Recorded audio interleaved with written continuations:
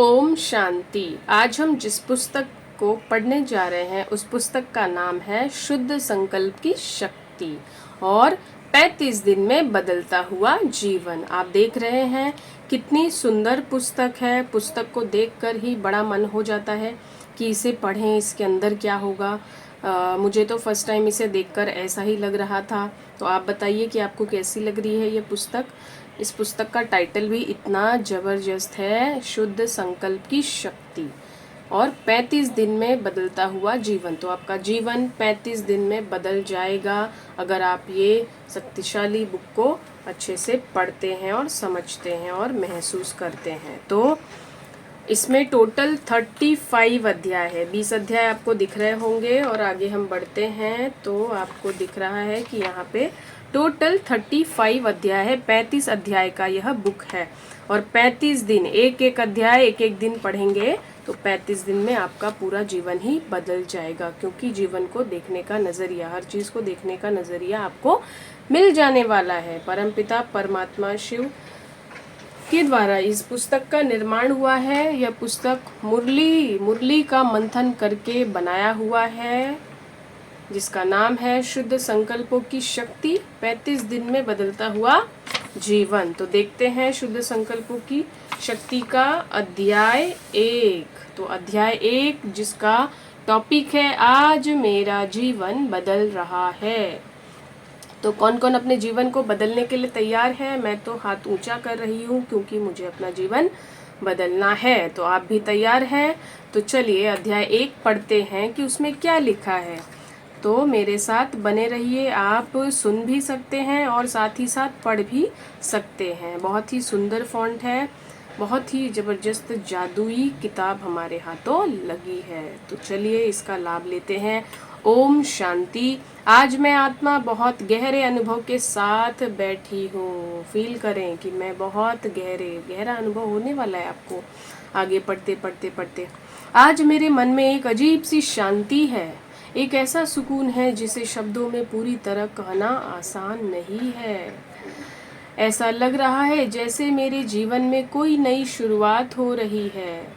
अपने आप से बातें करें, अपने आप से बोलें, इस तरह की सेंटेंस, इसे पढ़ें। ये महावाक्य जो परमात्मा ने हमारे लिए इस पुस्तक का निर्माण किया है ताकि हमारा जीवन बदल जाए। तो आप इसे पढ़िए। आज मैं आत्मा, जैसे भीतर कोई नई रोशनी जल उठी है, भीतर में जैसे कोई रोशनी जल उठी है। आज मैं आत्मा सच में बहुत खुश हूँ क्योंकि आज मेरे अंदर एक गहरा विश्वास जागा है कि मेरे जीवन की जो भी समस्याएं हैं उनका समाधान अब बहुत पास है, बिल्कुल पास है।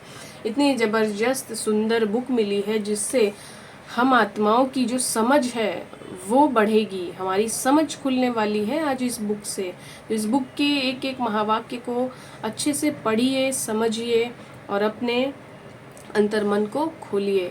जो बातें पहले समझ में नहीं आती थी, जो परिस्थितियां पहले उलझन लगती थी, आज वे सब उतनी भारी नहीं लग रही है। अपने आप से ये सब बातें कहिए। आज मैं आत्मा यह अनुभव कर रही हूँ कि जब भगवान साथ होते हैं तब समस्या नहीं रहती, वह सीख बन जाती है।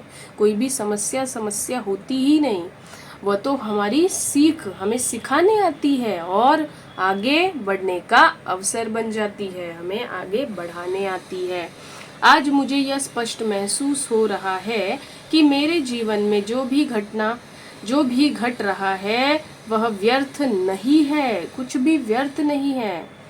हर घटना के पीछे कोई न कोई सुंदर उद्देश्य छिपा हुआ है। इस तरह की सोच हमें रखनी। ये पुस्तक और भी एक बात हमें सिखा रहा है कि हमें इस प्रकार की सोच रखनी है। जैसे परमात्मा सोचते हैं तो वो उतने ऊंचे हैं, उसी प्रकार हम भी तो उनके बच्चे हैं ना, हम भी तो भगवान के बच्चे हैं। तो हमारी सोच भी इतनी ऊंची होनी चाहिए।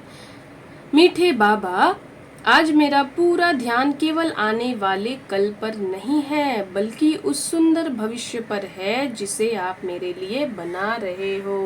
तो बाबा से कैसे बातें करनी है यह पुस्तक यह भी सिखा रही है।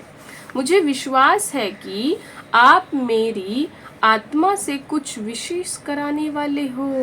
क्या कहना है बाबा से? बाबा मुझे विश्वास है कि आप मेरी आत्मा से कुछ विशेष कराने वाले हो। मेरे जीवन का कोई बड़ा उद्देश्य है और आप धीरे धीरे मुझे उसी दिशा में आगे बढ़ा रहे हो। आज मेरा मन बिल्कुल शांत है। मेरे भीतर सकारात्मकता की एक नई धारा बह रही है। अब मैं हर परिस्थिति को अलग दृष्टि से देख पा रही हूँ। पहले जब कोई समस्या आती थी तो मन घबरा जाता था, लेकिन आज मैं आत्मा समस्या को समस्या के रूप में नहीं देखती। आज मैं उसे एक अवसर के रूप में देखती हूँ। एक ऐसा अवसर जो मुझे और मजबूत बना रहा है। इस तरह से बातें करने होती है ईश्वर के साथ, बाबा के साथ, और खुद को भी पावरफुल बनाना होता है। जब हमारा भुजा वाला परमपिता परमात्मा मेरे साथ है, जब हमारे 1000 भुजा वाला परमपिता परमात्मा मेरे साथ है। कितनी भुजाएं हैं भगवान की? 1000 भुजाओं वाला। तो फिर कौन सी परिस्थिति मुझे हिला सकती है? एक भुजा तो है नहीं, 1000 भुजाएं वाला भगवान हमारे साथ है, तो फिर कौन सी परिस्थिति मुझे हिला सकती है? कौन सी रुकावट मुझे रोक सकती है? ये अपने आप से पूछिए। आज मैं आत्मा अपने जीवन से बहुत प्यार महसूस कर रही हूँ। मुझे यह जीवन अनमोल लगने लगा है। बिल्कुल भगवान मिल गया तो ये जीवन कैसा लगने लगता है? अनमोल।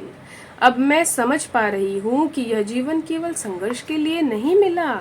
यह जीवन अनुभवों से सीखने, आगे बढ़ने का, खुश रहने के लिए मिला है। तो हमें इससे क्या समझ में आ रहा है कि हमें ये जीवन क्यों मिला है? अनुभवों को जीने, सीखने और आगे बढ़ने के लिए। कैसे आगे बढ़ना है? खुशी से। खुश रहने के लिए यह जीवन हमें मिला है। मीठे बाबा, आज मैं आत्मा आपके सामने एक सच्ची बात स्वीकार कर रही हूँ। आज हम क्या स्वीकार कर रहे हैं बाबा के सामने? बड़े प्यार से बाबा से कहना है, मीठे बाबा, आज मैं आत्मा आपके सामने एक सच्ची बात स्वीकार कर रही हूँ। अतीत में जाने अनजाने में मुझसे कई गलतियाँ हुई। मान लो बाबा के सामने बताओ कि बाबा, जाने अनजाने में मुझसे कई गलतियाँ हुई। कभी मेरे विचार सही नहीं रहे होंगे, कभी मेरे शब्दों से किसी को दुख पहुँचा होगा बाबा, कभी मेरे कर्मों से भी भूल हुई होगी। बाबा से बताओ, लेकिन आज मैं आत्मा पूरे दिल से उन सभी बातों को स्वीकार करती हूँ। बाबा से इस तरह से बातें की जाती हैं, यह भी हमें सीखने मिल रहा है। साथ ही अपनी बातें इस प्रकार बताओ। इस पुस्तक में जिस तरह से बताया जा रहा है उस तरह से आपको भी बाबा से बातें करनी, हर बात बतानी है। फिर देखो, स्वीकार करो और उन सभी गलतियों के लिए खुद को भी माफ़ करती हूँ। पहले तो स्वीकार करना है कि बाबा, मुझसे जाने अनजाने में ऐसी ऐसी भूलें हो गई हैं, गलतियाँ हुई हैं, मैं जानती हूँ, लेकिन मैं उस बात को स्वीकार करती हूँ बाबा, और उन सभी गलतियों के लिए मैं खुद को भी माफ़ करती हूँ। खुद को फिर कोसो मत। खुद के अंदर गिल्ट फील नहीं करना है कि अरे मैं ऐसी हूँ, मैं ऐसे करती हूँ। नहीं, जो हो गया उसे फुल स्टॉप। बाबा कहते हैं ना, बिंदी लगा, तो जो हो गया फुल स्टॉप। और अपने आप को भी बाबा कहते हैं माफ़ करो। पहले तो बाबा के सामने स्वीकार करो, फिर अपने आप को माफ़ करो, और दूसरों को भी दिल से माफ़ करती हो। और जिनसे हमने ऐसे बुरा व्यवहार, किसी को कुछ दुख दे दिया है जाने अनजाने में, तो मैं उनको भी दिल से माफ़ करती हूँ। सच में ये दिल से होना चाहिए। आप दिल से चाहते हो कि मुझसे भूल हुई है, आपको उनकी पीड़ा महसूस हो रही है और आप दिल से माफ़ी मांगते हो। आज मेरे दिल में किसी के लिए कोई शिकायत नहीं है बाबा, किसी के लिए कोई कड़वाहट नहीं है। आज मेरा दिल बिल्कुल साफ महसूस हो रहा है, क्योंकि आपने माफ़ी मांग ली है ना, इसलिए ऐसा लग रहा है बाबा जैसे मैंने अपने दिल का सारा बोझ उतार दिया हो। जैसे मेरे अंदर जो पुरानी गांठें थी वे धीरे धीरे खुल गई हो। तो जब भी हम बैठकर इस तरह से अपनी सारी बातें बाबा से बताते हैं और फिर उस बात को स्वीकार करते कि हाँ बाबा, मुझसे ये गलतियाँ हुई होंगी जाने अनजाने में, और फिर अपने आप को माफ़ करते हैं कि जो हुआ अब मैं ऐसा नहीं करूँगी आगे से। खुद को माफ़ी, और फिर उन आत्माओं को माफ़ी जिन्हें जाने अनजाने में दुख पीड़ा पहुँचाई होगी, उनसे माफ़ी। तो आपका हृदय बिल्कुल हल्का, सारे गांठें खुलने लगती है, मन शांत होने लगता है, आपको बहुत ही अच्छा महसूस होता है। ऐसा लगता है एक भार उतर गया हो। तो ऐसा करके आप ज़रूर देखिए, आपको देखना बहुत अच्छा महसूस होगा। मीठे बाबा, आज मैं आत्मा यह अनुभव कर रही हूँ कि जब हम सच्चे दिल से माफ करना सीख लेते हैं तो उसी पल हमारे जीवन में एक नई ऊर्जा प्रवेश करती है। आज मुझे ऐसा लग रहा है जैसे पूरी प्रकृति मेरे साथ खड़ी है। आप अच्छी भावना रखे हो ना, इसीलिए देखिए आपको महसूस होगा कि प्रकृति भी आपके साथ है। जैसे ब्रह्मांड की सारी सकारात्मक शक्तियाँ मुझे आगे बढ़ाने में लगी हैं। सच में ब्रह्मांड आपको आप सकारात्मक ऊर्जा भेज रहे हो ना, तो आपको रिटर्न में क्या आएगा, वही आएगा, और पूरा ब्रह्मांड आपके लिए फिर काम करने लग जाता है। इसीलिए माफ़ी मांगना, खुद को माफ़ करना, स्वीकार करना बहुत ही अच्छी बात होती है। आज मैं आत्मा महसूस कर रही हूँ कि मेरे जीवन में खुशियों का एक नया अध्याय शुरू हो रहा है। अब मेरे जीवन में सफलता के नए द्वार खुल रहे हैं। अब मेरी राह में आने वाली बाधाएं हट रही हैं। अब मुझे कोई रोक नहीं सकता, क्योंकि अब मैं अकेली नहीं हूँ। मेरे साथ बाबा की शक्ति है, उनका आशीर्वाद है, उनका प्रेम है। इस तरह से अपना स्वमान बढ़ाना होता है, अपने आप को इस तरह से बोलना होता है। मीठे बाबा, आपने मेरे जीवन को जो दिशा दी है उसके लिए मैं दिल से आपका धन्यवाद करती हूँ बाबा। आपने मुझे समझ दी, आपने मुझे धैर्य दिया, आपने मुझे हर परिस्थिति से परिस्थिति में संभलना सिखाया। जब जब मैं कमज़ोर हुई आपने मुझे संभाला बाबा। जब मैं उलझन में पड़ी आपने मुझे रास्ता दिखाया। जब मैं निराश हुई आपने मेरे दिल में फिर से उम्मीद जगा दी बाबा। आज मैं आत्मा यह अनुभव कर रही हूँ कि आपका साथ मेरे जीवन की सबसे बड़ी ताकत है बाबा। आपका प्रेम मेरे जीवन की सबसे बड़ी पूंजी है। आज मेरे अंदर एक नया साहस जाग रहा है, एक नई उमंग जाग रही है। अब मुझे अपने जीवन पर भरोसा है बाबा। इस तरह से आप डेली इन बातों को पढ़िए, सुनिए, बाबा से बोलिए। मुझे विश्वास है कि मेरा हर कदम सही दिशा में जा रहा है, मेरा हर प्रयास सफल होने वाला है, मेरे हर सच्चे संकल्प का फल मुझे अवश्य मिलेगा। मीठे बाबा, आज मैं आत्मा आपके सामने एक सुंदर संकल्प रख रही हूँ। मैं अपने जीवन को व्यर्थ विचारों से नहीं गवाऊंगी। मैं अपने जीवन को क्या करूँगी, व्यर्थ विचारों से गवाऊंगी नहीं। मैं मेरी ऊर्जा सकारात्मक चीज़ों में लगाऊंगी ताकि पूरी ब्रह्मांड भी मेरी मदद करे। पूरी ब्रह्मांड मेरे लिए वो चीज़ें लाए, मेरे साथ रहे। मैं अपने मन को हमेशा शुद्ध और सकारात्मक रखूंगी। बताओ बाबा से, बोलो। मैं हर परिस्थिति में शांत रहने का अभ्यास करूंगी बाबा। मैं हर आत्मा को सम्मान और प्रेम की दृष्टि से देखूंगी। आज मैं आत्मा यह अनुभव कर रही हूँ कि मेरे जीवन में अब नई संभावनाएं खुल रही है। अब मेरा मार्ग स्पष्ट हो रहा है बाबा। अब मेरी दिशा मजबूत हो रही है। अब मुझे अपने भविष्य से डर नहीं लगता, बल्कि भविष्य के प्रति उत्साह महसूस होता है। मीठे बाबा, आपके साथ चलते चलते मुझे अब यह समझ आ गई है कि सच्ची खुशी बाहर की चीज़ों से नहीं मिलती। सच्ची खुशी तो भीतर के विश्वास से मिलती है। उस विश्वास से कि परमपिता परमात्मा मेरे साथ हैं। ये जो विश्वास है कि परमपिता परमात्मा मेरे साथ है, इससे मुझे बहुत खुशी मिलती है और डर भी भाग जाता है। आज मैं आत्मा अपने जीवन के हर अनुभव के लिए धन्यवाद कर रही हूँ। हर परिस्थिति ने मुझे कुछ सिखाया है, हर चुनौती ने मुझे मजबूत बनाया है बाबा।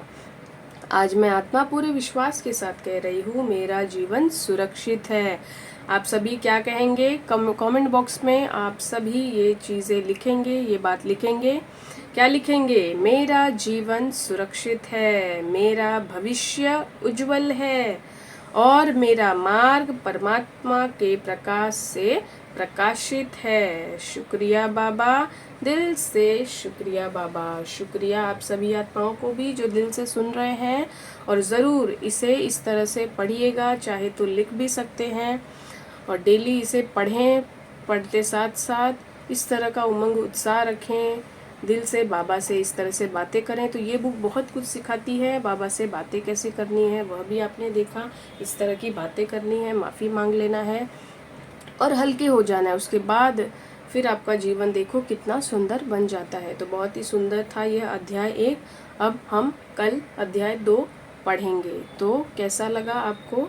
यह पुस्तक ज़रूर कमेंट बॉक्स में आपको यह 3 बातें लिखनी है। मेरा जीवन सुरक्षित है, मेरा भविष्य उज्जवल है और मेरा मार्ग परमात्मा के प्रकाश से प्रकाशित है।